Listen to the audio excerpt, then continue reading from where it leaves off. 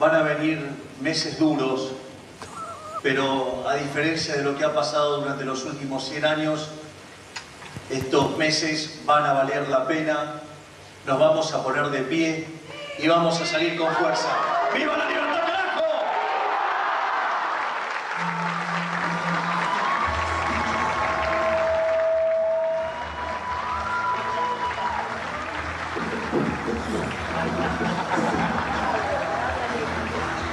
Muchísimas gracias, para mí no tengo palabras y no quiero agregar más nada porque lo que vos dijiste es todo lo que está ahí de verdad. This is my video update on this Sunday, midday, December the 31st, 2023. My last video of 2023. I wish everyone a very happy new year, and I will see you in 2024. Let's talk about some news. And the US President, Joe Bidenopoulos, Greece's favorite son, he issued a statement the other day following Russia's big missile strike in Ukraine. And this is what Biden had to say following the Russian missile strike in Ukraine.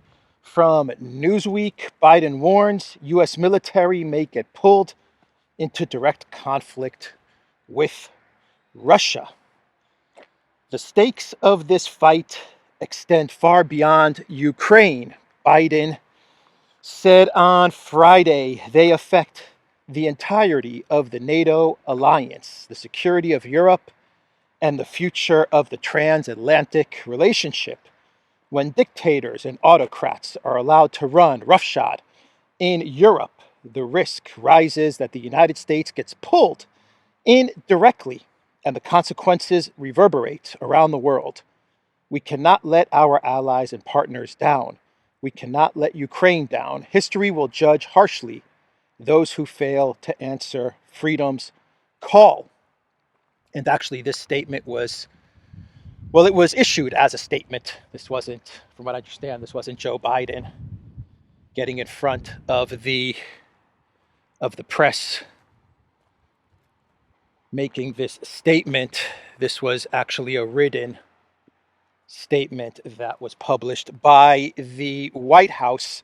So if you believe that Joe Biden wrote this, well, I've got a big parking lot to sell you. So no doubt that this statement was put together by Sullivan and Blinken and Biden's script writers. But the point of this statement was to get Congress to approve the $61 billion, because Congress will be back in session in about 8 to 9 days. And so the Biden White House, they are making a big renewed push to convince Congress to approve the $61 billion. The argument, of course, is that if money is not given to Ukraine so they can fight Russia, the Ukraine NATO proxy, so that they can fight Russia, well, then Biden is saying that the United States just might get pulled into a conflict in Europe, facing off against the Putin.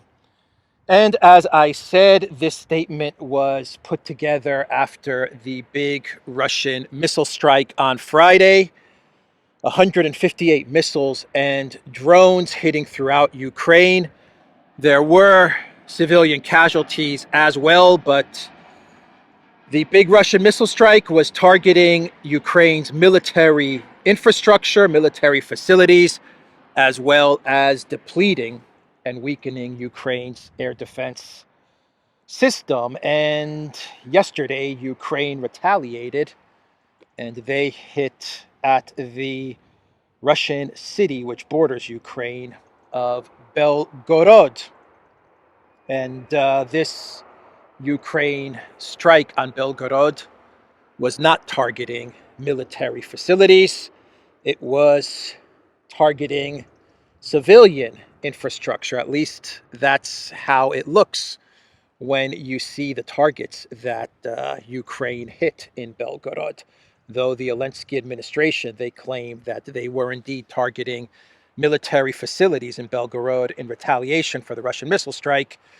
I'm not sure what significant military facilities are in Belgorod, especially in places like the town square of Belgorod, where people were out and about enjoying the holidays, where the Christmas tree was set up. That was one of the targets of this military strike. But the Zelensky regime, they claim that they were retaliating by hitting Russian military facilities. And what this does with regards to the Ukraine military is that it exposes the weakness of the Ukraine military. The Zelensky regime, I said this in my video yesterday, first off, they don't have any weapons and missiles to spare. So the fact that they used these missiles and these weapons to go after Belgorod, to me, shows that this attack on Belgorod was more about getting a media PR optics victory than actually getting a military strategic victory. But it also shows that the Ukraine military is not capable of actually going after Russian military infrastructure, at least not Russian military infrastructure in Russia proper, in the mainland of Russia. And so the closest city in the mainland of Russia that they can go after is Belgorod. And that's what they did. Outside of going after warships, which are docked in Crimea, not warships that are moving, but warships that are undergoing maintenance, outside of hitting a warship every now and then, once every 2-3 months, the Ukraine military, they really cannot strike out at Russian military facilities inside of Russia. I think it's been months, 6 months, 9 months, since we've even seen a successful drone strike deep inside Russia, maybe even over a year. Remember when Ukraine launched that drone deep into Russian territory, past Rostov, and deep into that Russian airfield? That strike, as well as a failed drone strike attempt in Moscow every now and then, that's all that the Ukraine military can muster. And so they decided to go after Belgorod, and the purpose of this strike on Belgorod, in my opinion, was to get the media attention back onto the war, to get an optics PR win for the Zelensky regime, to say they hit Ukraine on Friday, so we've retaliated and we've hit at Belgorod.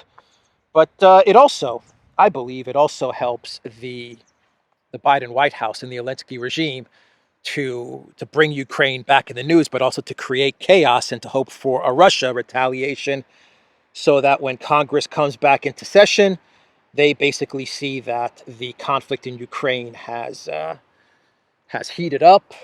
There's escalation. There are constant attacks from the Ukraine military into Russia, from the Russian military into Ukraine, constant missile attacks and operations like that. And I think all of this is meant to try and push Congress to approve the 61 billion. So I think at the end of the day, that is the end game of what we saw yesterday in Belgorod.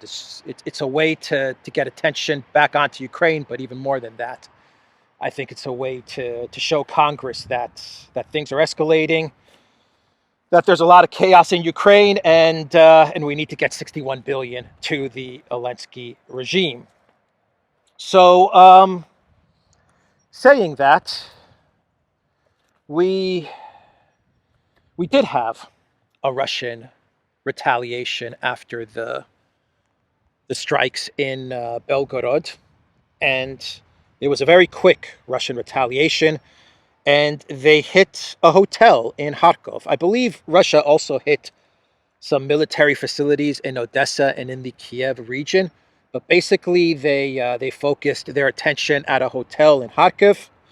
The Kharkov Palace Hotel, I believe, was the name of this hotel, and according to the Russian Ministry of Defense, they successfully hit a hotel that was housing something like 200 Collective West mercenaries, as well as Ukraine military officials who were behind the planning of the attacks on Belgorod.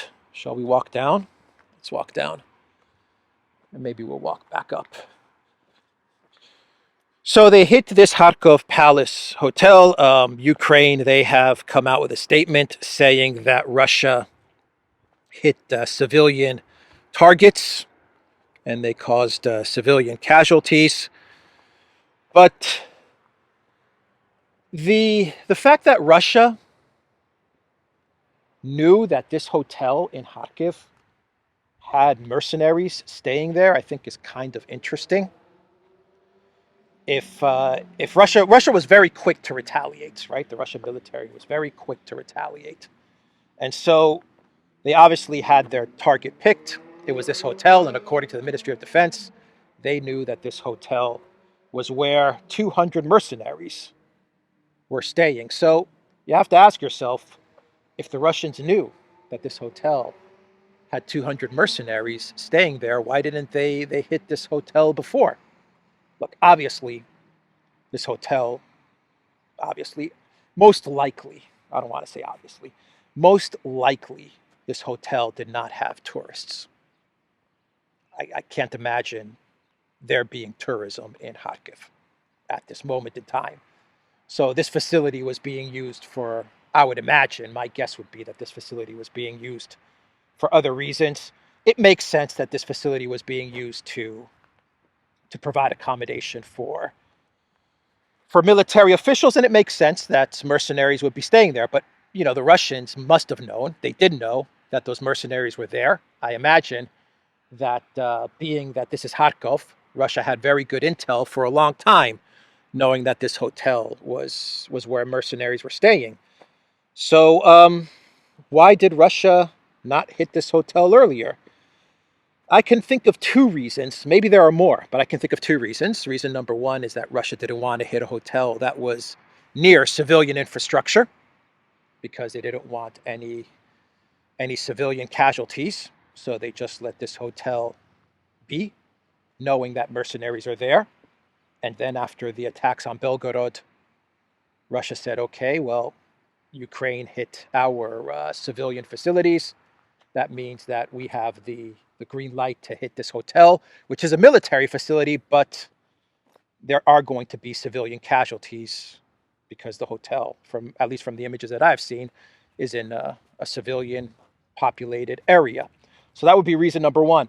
The other reason as to why Russia did not hit this facility earlier is perhaps the Russian military does have some kind of back channel agreement with NATO where, I don't know, where Russia told NATO, you guys stay away from places like Belgorod, and we'll not hit at your mercenaries in Kharkiv. And the fact that they use the word mercenaries, I think is okay, mercenaries, but we all understand that these are probably not like mercenaries. These are probably soldiers. That would be my guess, NATO soldiers. But anyway, that's the other reason that I can think of. Perhaps there was some kind of understanding between both militaries. The Collective West, NATO saying, okay, we won't cross this line. And Russia saying, okay, we won't cross that line. And maybe that was one of the rules of engagement that they agreed on. And after Belgorod, perhaps the Russians said, okay, we're done. Agreement called off. So that would be my guess. But either way, the Russians did hit this hotel, and according to the Russian Ministry of Defense, it was a successful strike. So what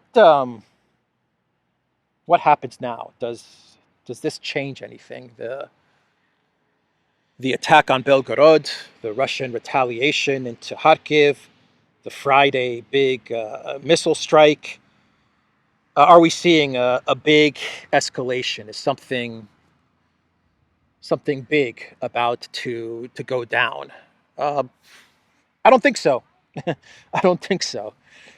Perhaps the Biden White House, perhaps the collective West, one of the goals of hitting Belgorod and going after civilian infrastructure, perhaps one of the goals outside of media and trying to secure the 61 billion is to try and get Russia to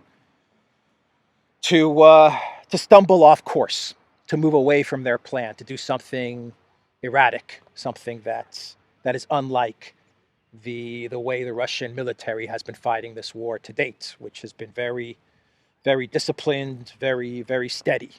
And so one of the reasons perhaps was to try and knock Russia off balance or off course. I don't think Russia, if that is indeed the case, I don't think that the Russian military is going to take the bait. I think that they've sent their retaliation, and I imagine now they're just going to continue to move towards their goals of the special military operation. But the UN Russian ambassador, Mr. Nebenzia, he has called for a meeting of the UN Security Council, and he wants to discuss the attack on Belgorod.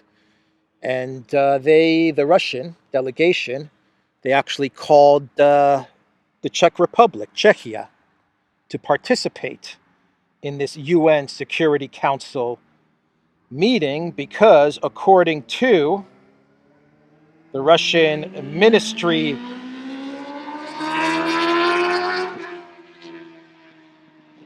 it's a loud motorcycle. According to the Russian Ministry of Defense and the Russian UN representation, which called the Czech foreign minister, the Czech delegation to this UN meeting, it was weapons from Czechia that were used to hit at Belgorod. According to the Russian Defense Ministry, Ukrainian troops used Czech RM-70 Vampire multiple rocket launchers to fire at the border city of Belgorod earlier in the day, killing at least 22 people and injuring more than 100. Now, when they called on the delegation in the UN of Czechia and the foreign minister, when they called on them to appear at the UN Security Council and to explain why it was their weapons that had killed and injured civilians, the reply from the foreign minister of Czechia was this: "We refuse to be summoned anywhere by Russia. Czechia will not serve the lie-poisoned propaganda of the aggressor. When Russia wants to discuss the withdrawal of its occupying troops at the Security Council, we will be happy to come." So that was the reply from the Foreign Ministry of Czechia. And I don't think there's any surprise there with that reply. Czechia is not going to do anything that the U.S. doesn't tell it to do. If the U.S. told it to appear at the UN Security Council, the Foreign Ministry would have issued a different statement. The U.S. obviously told Czechia, issue this statement. You're not going to appear at the UN Security Council, and that is that. So I don't think this reply from Czechia is any big surprise, to be quite honest. But Nebenzia, the ambassador to the UN for Russia, he did say that it was US and UK consultants that actually aided Ukraine in hitting Belgorod. Now, let me read you his statement, because the key word that Nebenzia uses is consultants. And that's the key word in his statement. The West is complicit in the crimes committed by the gang in power in Kiev, Nebenzia said. We know that British and American consultants were directly involved in the organization of the terrorist acts. He warned that organizers and perpetrators of the strikes will be punished. That is a direct quote. Nebenzia also described the shelling as a premeditated act of terrorism against civilians. So the key word is consultants. When you read his statement, at first glance, you read his statement and you say, oh my God, Russia is going to escalate with the US or the UK, or Russia's going to hit at a US or UK military target or something, where we're going to head into some big escalation. But when you read his statements, you can see that the Russians are pulling back because they use the word US and UK consultants, just like they say we hit a hotel with 200 mercenaries, NATO, Collective West mercenaries. They're using their words very carefully. And so Nebenzia says that the organizers and perpetrators of the attack on Belgorod, they're going to be punished. Perhaps, definitely, but you're talking about US and UK consultants.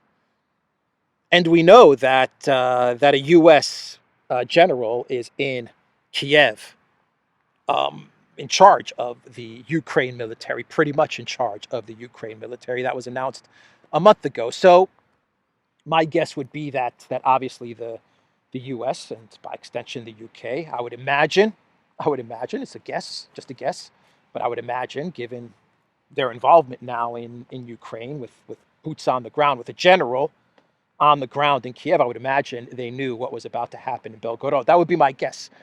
I could be wrong. Maybe this was a rogue operation by the Zelensky regime. The State Department did issue a statement, and it said that that the United States is against targeting civilian infrastructure.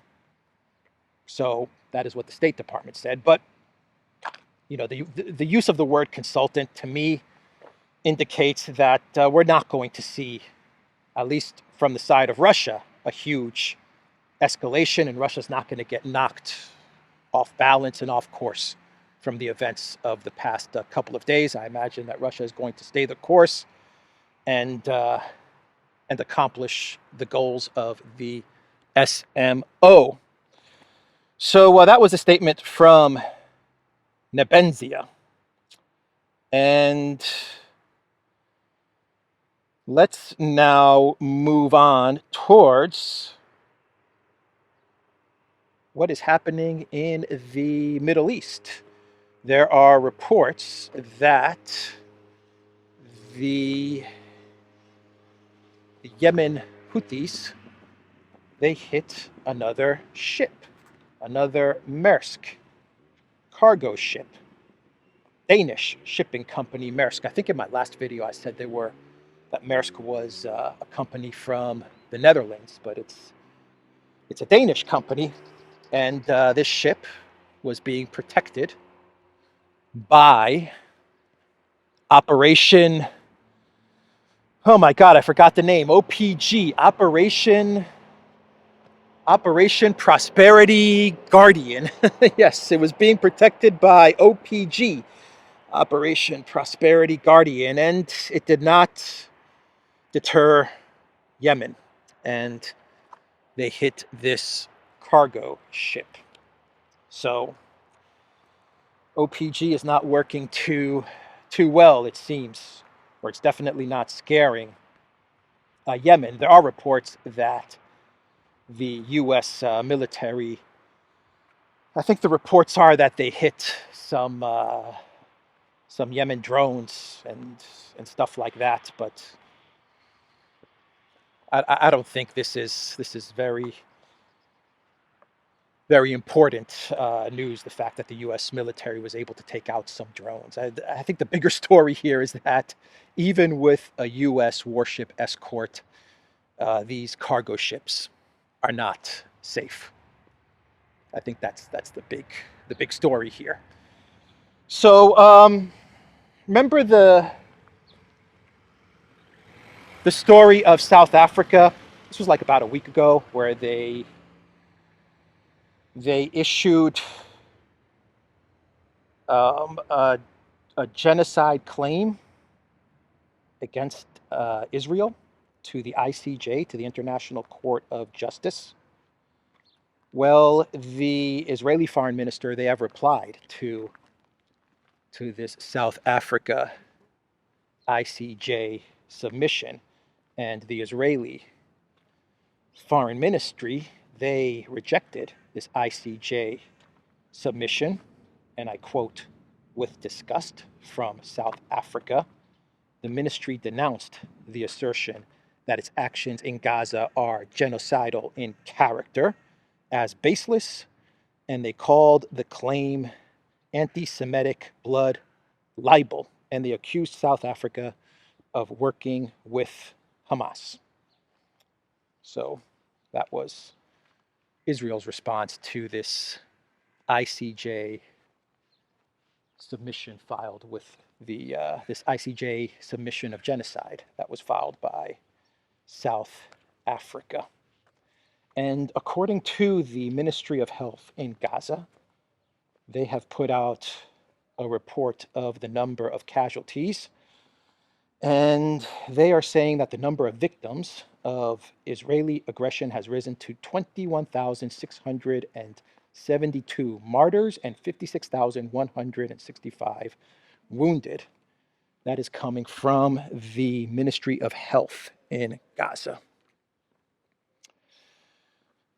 Netanyahu, he came out with a statement yesterday, and he said that, once again, that this conflict is going to be a long conflict, which is exactly what Netanyahu wants, in my opinion, for various reasons, but most importantly for internal political reasons in Israel. So once again, Netanyahu is saying that this is going to be a very long conflict, which contradicts what Blinken was saying a week ago, which is that Israel needs to wrap this up by the new year. So let's do one more story, and we will wrap up this video. And which way do I want to walk?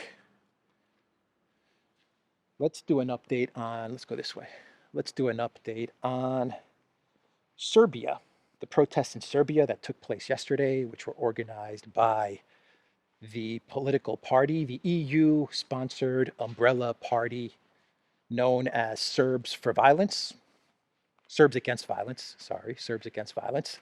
And they organized a very big protest in Belgrade, trying to push for a Euromaidan 2023 in Serbia, and trying to force Vucic to redo the elections.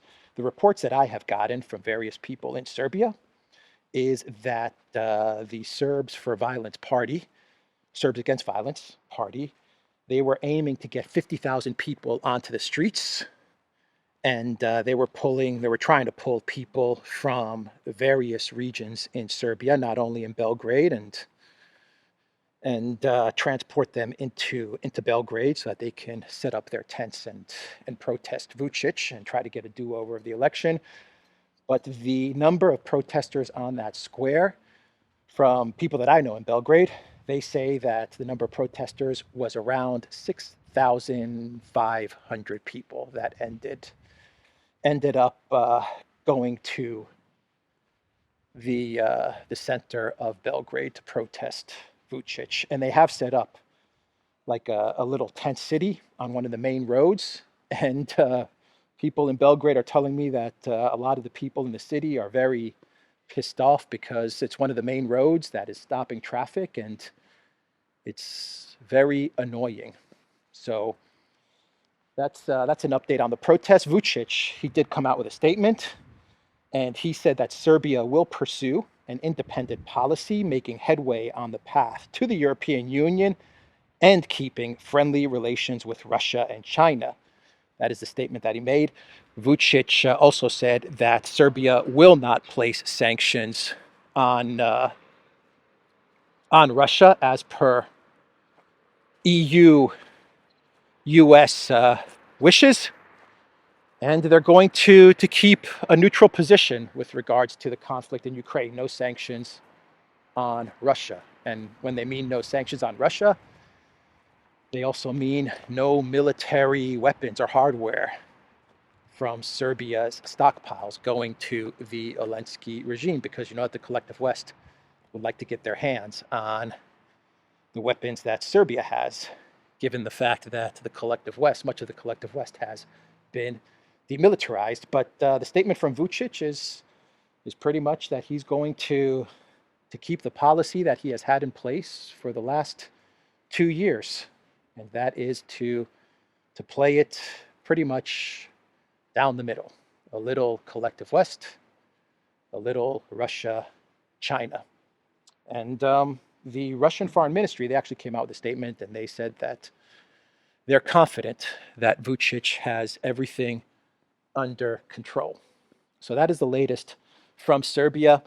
I find it really funny when I go onto Twitter, and when I went onto Twitter and I saw like some of the people who were posting about the protests in Serbia, pro EU Twitter accounts, and they were saying stuff like Serbia is rising up against the dictator that is Vucic, and Serbia wants to join the European Union because Serbia wants democracy. Serbia wants to enter the democratic European Union. And I'm like reading these comments, and I'm just like, oh my God, what a bunch of bozos. What a bunch of bozos. Enter the democratic European Union. Yeah, okay. Okay, Vucic, the autocrat, the dictator known as Vucic. Now Vucic is a dictator, Orban's a dictator, Vucic is a dictator. Anyone who they don't like, anyone that doesn't comply with them 100% is a dictator. That's just the rule. If you don't comply with us 100%, you're a dictator. For example, the Telegraph, they're now saying that the UK has to rethink its relations with India because India is cooperating with Russia.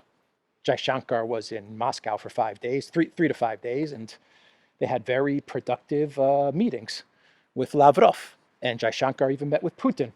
And now the Telegraph is saying that the UK needs to rethink its relationship with with India. Modi, the dictator. If you don't comply 100%, you're a dictator. But it's just so funny that they talk about the EU being some democracy, and that now Serbia wants to enter the EU so that it could enter the democratic nations. That's right. Hand over your financial, your political, your legal, your social sovereignty. Hand it all over to a bunch of unelected technocrats and bureaucrats in Brussels. And that's the definition of democracy. Interesting definition of democracy, I must say. Anyway, let's get to a clown world, and we'll wrap this video up. By the way, I think in the next year, I'm not sure when, but the Supreme Court, they are going to have to take up the cases against Trump, removing Trump from the ballot. Colorado and I imagine Maine as well. Actually, the Secretary of State of Maine, there's now an effort to try and remove her. They want her gone because she has disenfranchised hundreds and thousands of voters. So there's a movement to try and remove her. She's making the rounds on all of the collective West, the U.S. mainstream media outlets. So she's enjoying herself with her 15 minutes of fame. I wonder what she has been promised. Book deals. Maybe she's going to host her own talk show. I don't know. I'm just guessing. I don't know if that's the case, but she's appearing on all the shows, CNN, MSNBC, and she's saying that the efforts to try and impeach her, she's like, that's laughable. She's like, I was acting according to my mandate as the Secretary of State of Maine. But the Supreme Court, well, the Supreme Court of the United States, they're going to have to take up the issue. they are going to have to take up this issue, and it's going to be perhaps one of the most important judgments in U.S. history, probably. Jonathan Turley, he put out a tweet saying, "The court now faces a call of history. After the main decision, neither they nor the country can avoid this moment. Fortunately, the court was designed for precisely this moment, to stand between rage and reason, between cynicism and constitutionalism." So that was the tweet from Jonathan Turley. And let's do a quick clown world. This one comes from Reuters. Poland finds no Russian rocket parts after airspace breach. So Poland, they got their military to start walking around the area where this Russian missile allegedly veered off into, on the hopes of finding some sort of crashed missile. And they found nothing. They found nothing. No Russian missile, no Ukraine S-200 or S-300, nothing. So, I don't know. The missile was fired by Russia, fired from the east, made its way through the west of Ukraine, veered into Poland, and then turned back into Ukraine. Is that the flight path of this missile? Or was it perhaps a Ukrainian missile that went astray? I don't know. But they found no Russian missile, so no Article 5, none of that stuff. And the Telegraph, here's one more. The Telegraph, they put out an article with the title, "Britain to outgrow Germany for years to come as Eurozone growth engine stutters."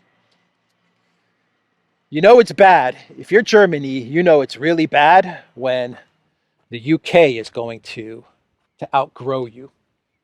That's when you know it's really bad. If you are Germany, oh boy, what a year for Olaf Scholz, huh? Takes a special kind of chancellor to destroy a country in 1 year. But he did it. He did it. Anyway, that's the video, everybody. theduran.locals.com. We are on Rumble, ODYSEE, BitChute, Telegram, Rockfin, and Twitter X, and go to the Duran shop. 20% off. Use the code TheDuran20. Have a happy new year. Take care.